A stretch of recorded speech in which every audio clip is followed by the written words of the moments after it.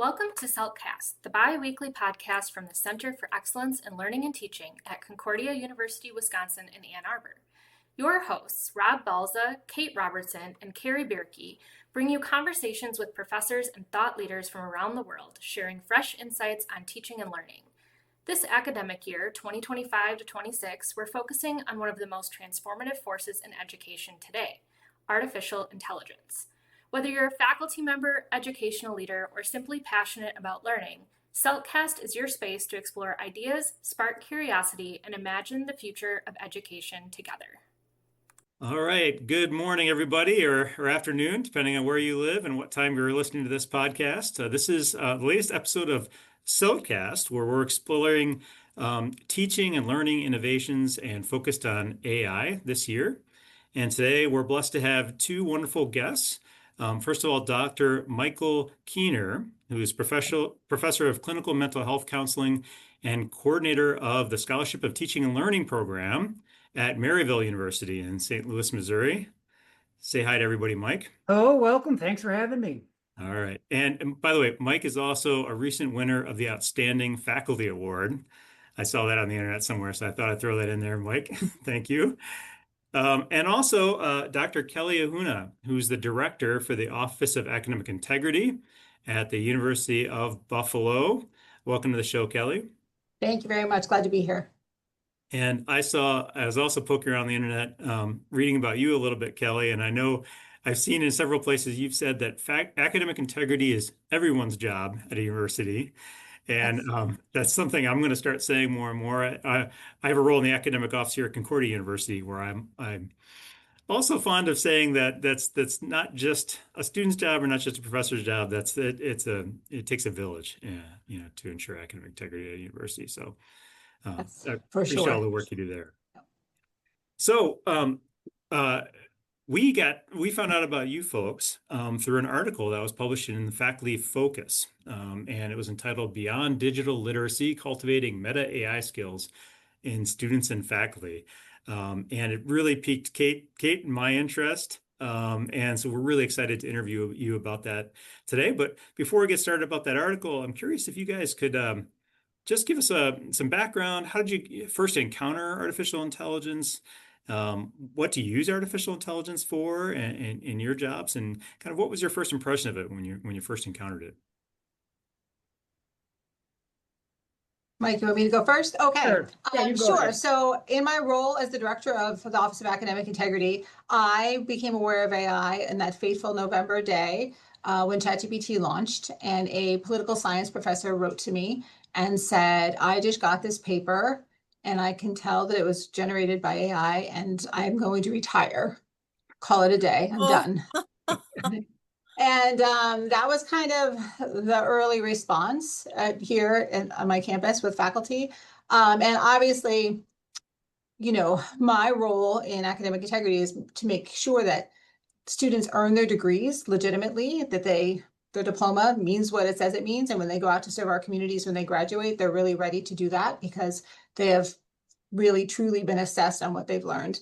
And so we've had lots of threats to academic integrity over the years, but artificial intelligence is the most pervasive because it really obviously can do anything that you ask a student to do. Artificial intelligence can produce. So I spend a lot of time working with both students about the responsible use of AI and faculty around teaching and assessing in this era of AI.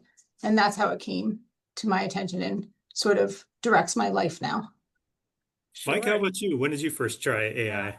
I would say Maryville does professional development weeks throughout the year, and we do one day in January. So I think must have been January of 2023 when ChatGPT went sort of open big to everybody, and we had a session on it, and it sort of intrigued me. I would also say I am not necessarily an overly tech person. I think I got my first cell phone when the Apple iPhones came out. Like I just, so it's not like I am everything technology and whatnot. It was the combination of really using AI to help students think, and that it came out and it was sort of free, and Maryville sort of being a tech forward institution. So that's sort of, and then just sort of, I guess, spiraled from there in a good, I should maybe also say I have a sabbatical this semester where I'm studying AI use, creating, we call them social learning companions. So how do we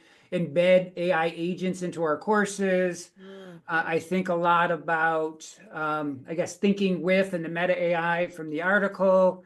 I also think a lot about developmentally appropriate practice. So how do we sort of use it in a 101 course differently than we do in a capstone course or graduate course? And how do we scaffold in different types of activities? So That's interesting. I've been seeing a lot of more faculty kind of playing around with those types of how do you turn AI into a tutor for the yeah, class kind of applications. It's an exciting growth area, yeah. and we need to do more work to develop our skills in terms of how to provide students with mechanisms to do that. But it can be very useful from what I've seen.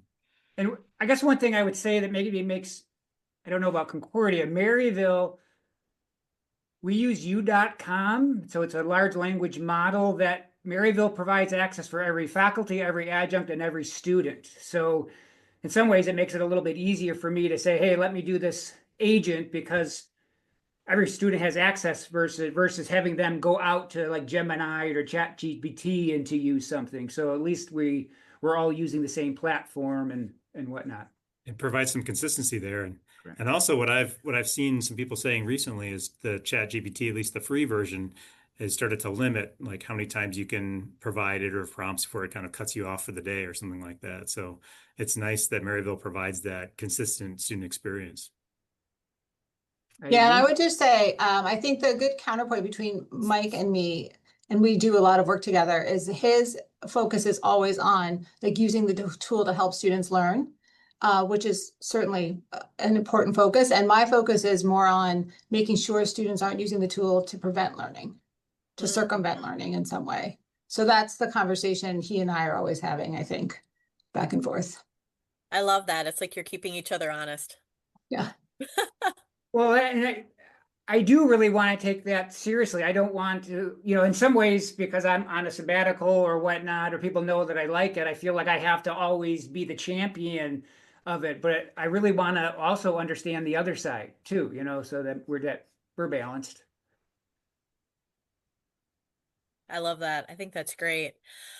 Just to kind of dive into your article a little bit, I really liked how your article talked about the responsibility of the faculty member to model appropriate AI usage. Like anything, we've got these students who are digital natives who this comes just kind of second nature to, and you've got those of us, faculty who maybe aren't as comfortable with technology or haven't used AI as much. So I'm wondering if you could provide some specific examples from various disciplines of what this could look like for faculty. I mean, imagine a faculty member who's very much a novice at using AI and they want to kind of start to provide those examples for their students. What would you counsel them to do? Well, I love you said counsel. And I guess my first thing is using a counseling technique is understand everybody's ambivalence, where they're at, right? So instead of saying you have to use it or you don't have to use it, understand that, faculty, students, administration, is this a good thing? Is this a bad thing? How do we use it? So I know that's not necessarily a tip, but just when we're working, how do we help really understand that ambivalence? I think having dialogues like this is extremely beneficial. And maybe a tip is if you're doing a professional development activity, break faculty up into 3 groups. Ask one group to write a policy on AI use, another group to ask them to write guidelines on AI use, and then the third group, ask them about how would you develop a learning activity about AI.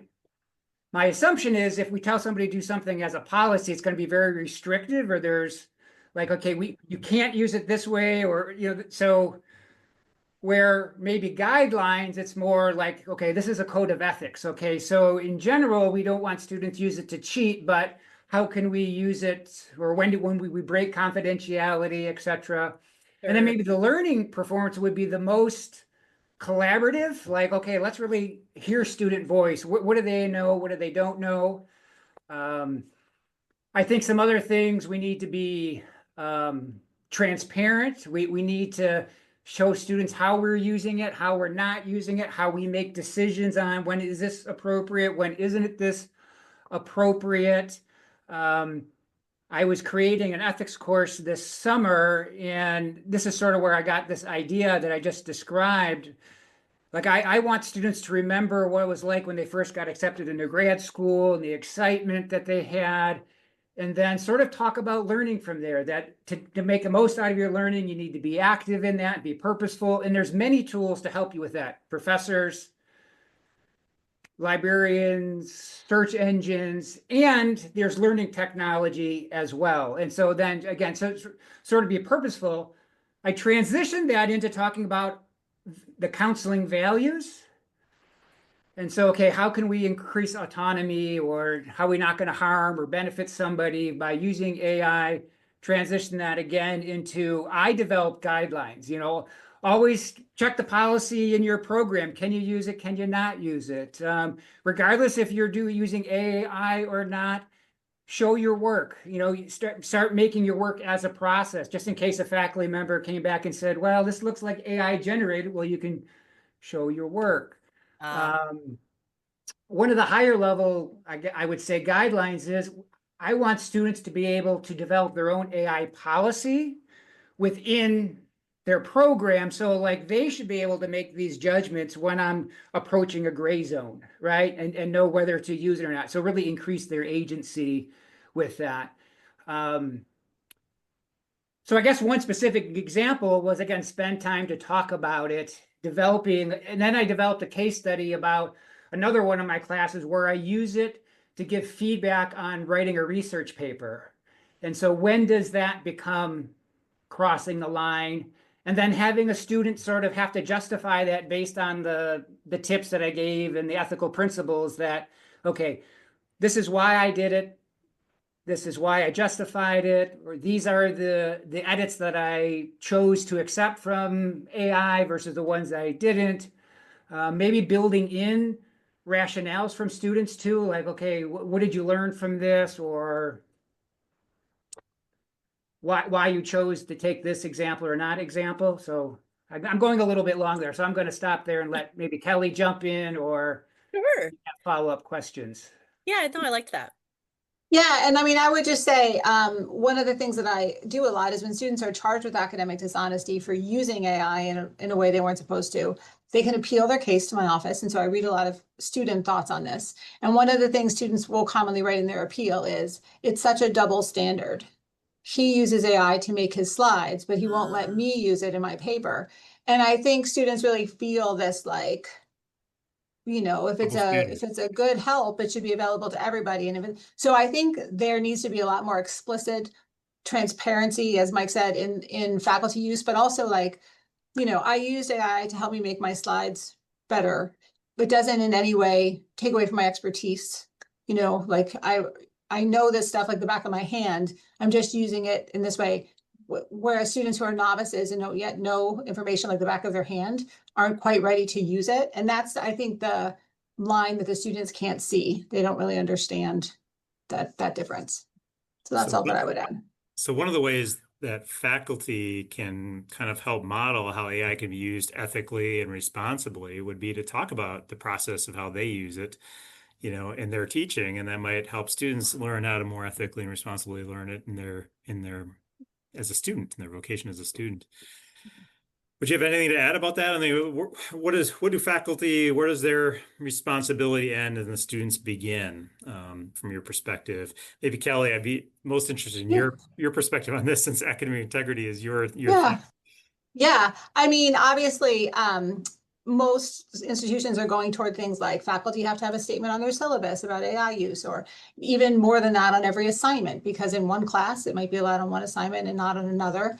I just talked to our history faculty on Friday, and before I went, I read the American Historical Association Guiding Principles for Artificial Intelligence Use in History Education. And I think like the disciplines are coming out with guidance now, and that faculty need to keep up with that.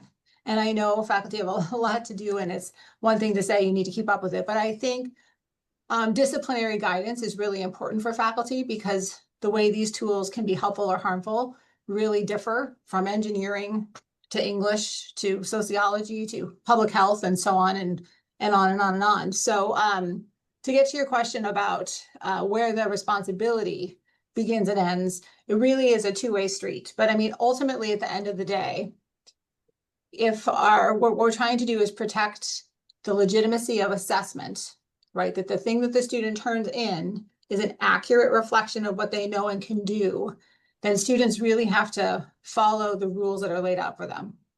So faculty need to be clear about them. I mean, I think it's always more helpful if faculty say why, not just no AI because I'm anti-AI, but I've been talking to our faculty a lot about this idea of cognitive offloading, which, if people aren't familiar with that, is just this idea that not all thinking tasks have to be done all the time. You can sometimes give the task to a tool.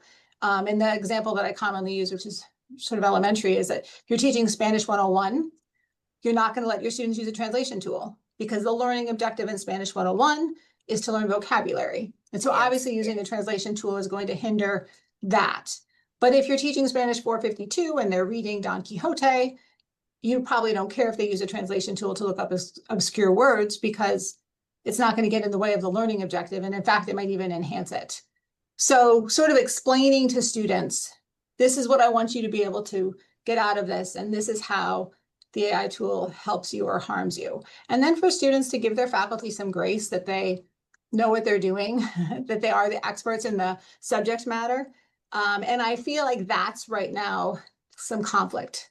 I was saying to Mike a couple weeks ago, I feel like trust between students and faculty is kind of taking a hit by this because I think a lot of faculty think all the students are out there using AI and the students think these professors don't know what they're doing because they haven't investigated the tools or they have this double standard that I talked about before. So I think we need a lot more conversation across faculty and students about what we're doing in this new space. So as a quick follow-up to that, we have a tool here at Concordia University that integrates with our learning management system called Canvas, and this tool is called Turn It In. Oh yeah, we have that.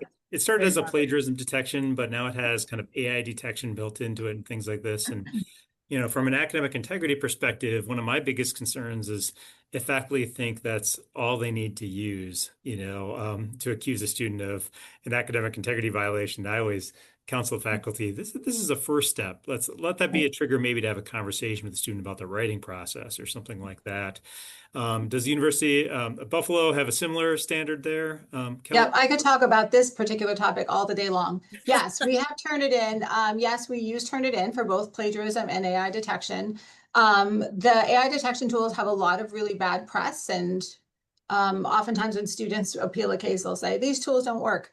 And I think it's because the tools get conflated. Some of them are really terrible. Some of them are really good. Turn It In is among the good ones. We vet it carefully before we use it. But at the University of Buffalo and in most schools, the standard of evidence is either preponderance, which is what is most likely, or clear and convincing. And either one of those standards of evidence requires more than a Turn It In report.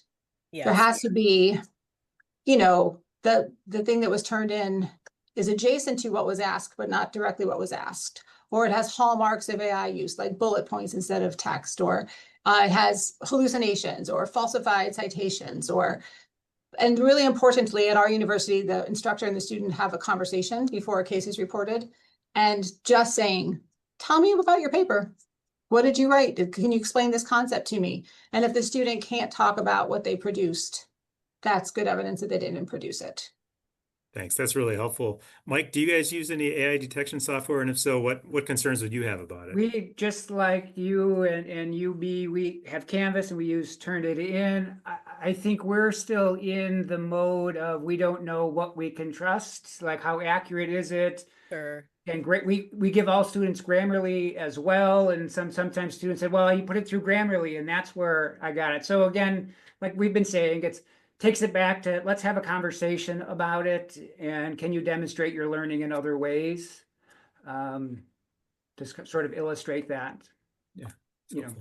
Well, and that is such a good, I just love that you said that, demonstrate your learning in other ways, because that really leads to my next question about, the stalwart for so long has been the paper, the college paper, the essay, the written reflection, and just so much of our work is written. And not that there's anything wrong with that, and I hope we all, maintain our writing, and to write is to be human and all that sort of stuff.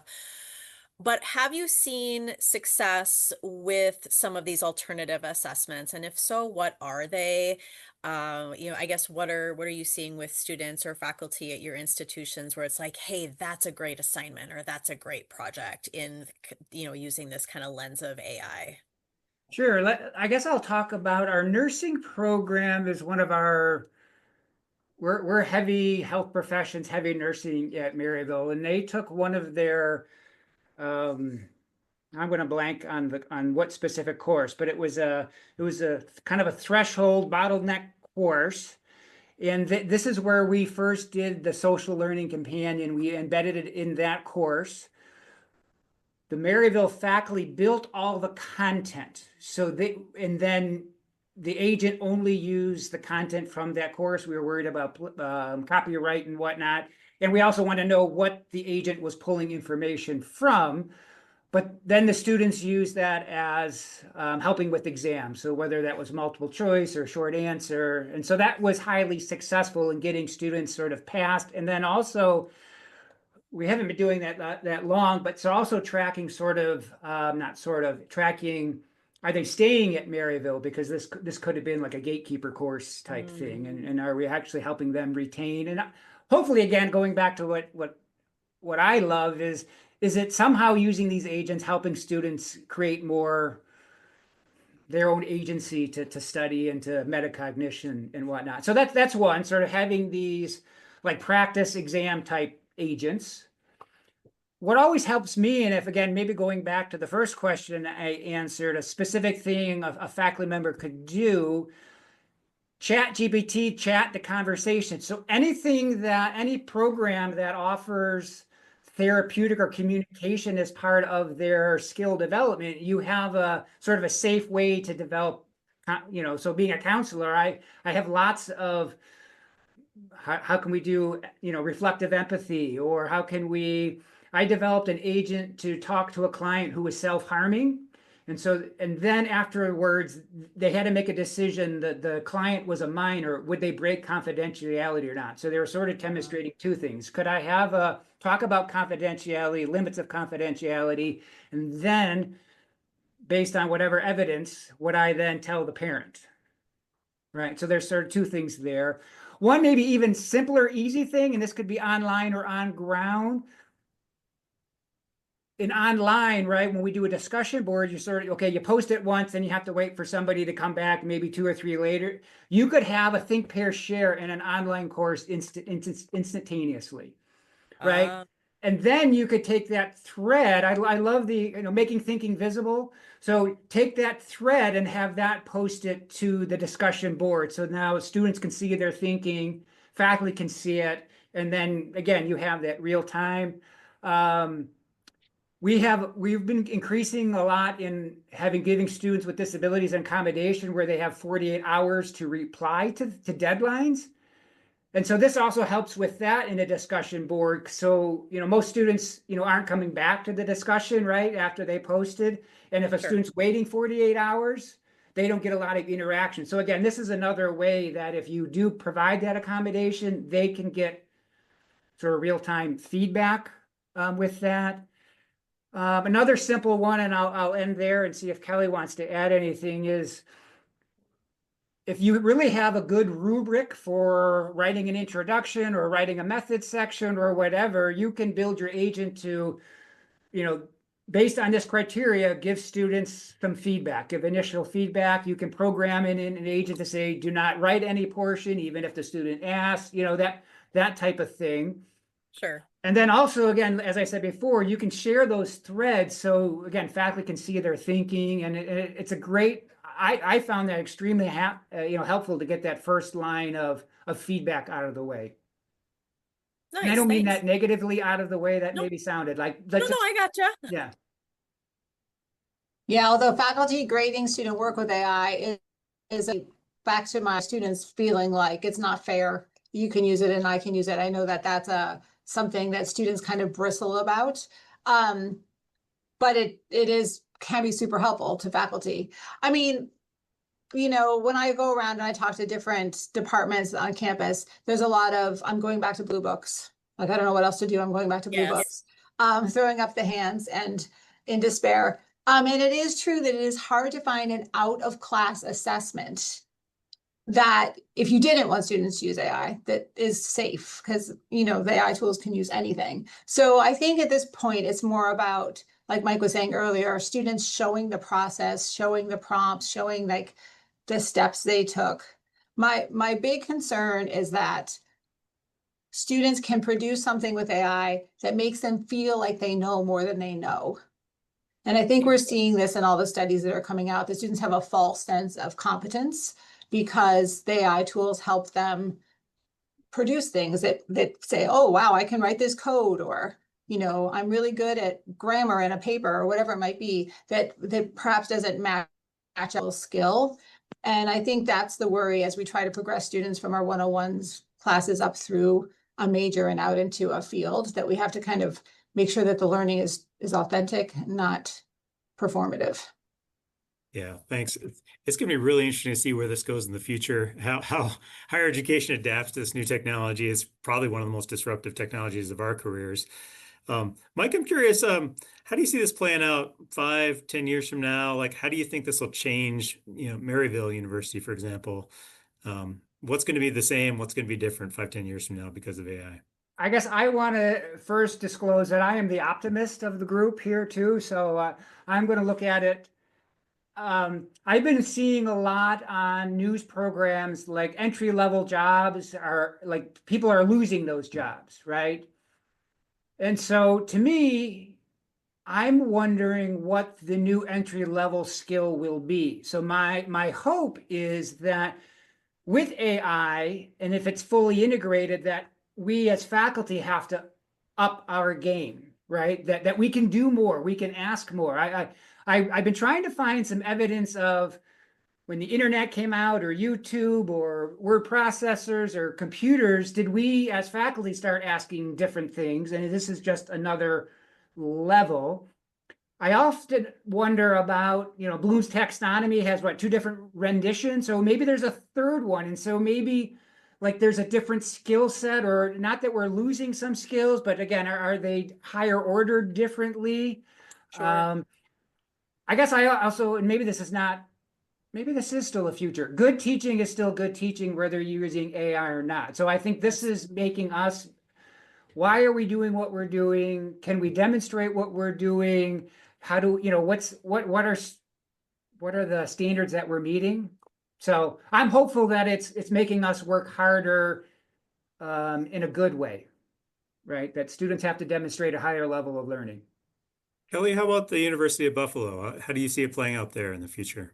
Yeah, so the University of Buffalo considers itself a leader in artificial intelligence. Back decades ago, at UB, we had professors who designed the process for the Postal Service to read zip codes that people write chicken scratch and can't be read, and that sort of launched us onto like, we're leaders in AI, and we've sort of embraced that. The governor has given us some millions of dollars to start an AI program. We have an AI in society curriculum that's launching, where you can be an English major and like sort of minor in AI, like do parallel work.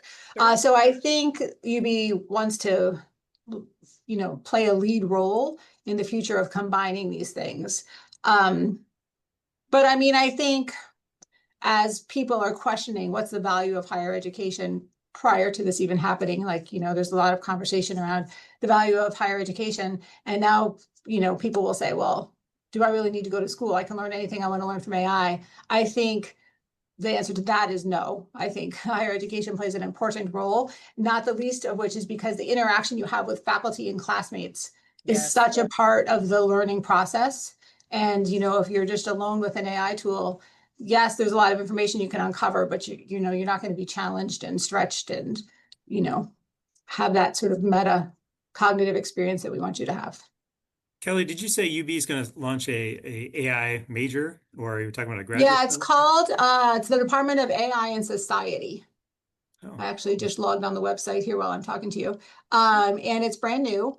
And it's this idea that you can major in a traditional major, but also sort of infuse AI into it, taking parallel courses and looking at the future of work in that area with AI.